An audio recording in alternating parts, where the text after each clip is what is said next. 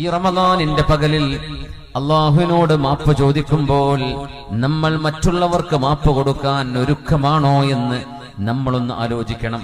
നമ്മൾ പറയില്ലേ, ഞാൻ എന്തായാലും മാപ്പ് കൊടുക്കില്ല, മാപ്പ് കൊടുക്കാൻ പറ്റാത്ത അത്ര എന്നോട് ദുൽമ ചെയ്തിട്ടുണ്ട്, എന്നോട് അത്രക്ക് ക്രൂരമായി പെരുമാറിയിട്ടുണ്ട് എന്നൊക്കെ പറഞ്ഞാൽ തന്നെയും അതേ വാക്ക് അള്ളാഹു നമ്മളോട് പ്രയോഗിക്കുകയാണെങ്കിൽ അവന് പുറത്തു കൊടുക്കാണ്ടിരിക്കാൻ മാത്രം അവൻ എന്നോട് തെറ്റ് ചെയ്തവനാണ്, മനഃപൂർവ്വം ധിക്കാരം ചെയ്തവനാണ് എന്ന് അള്ളാഹു നമ്മളോട് അതേ ചോദ്യം ചോദിച്ചാൽ നമുക്ക് മാപ്പ് കിട്ടുമോ?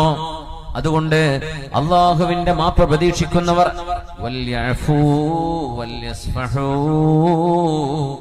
അലാ തുഹിബ്ബൂന അൻ യഗ്ഫിറല്ലാഹു ലക്കും.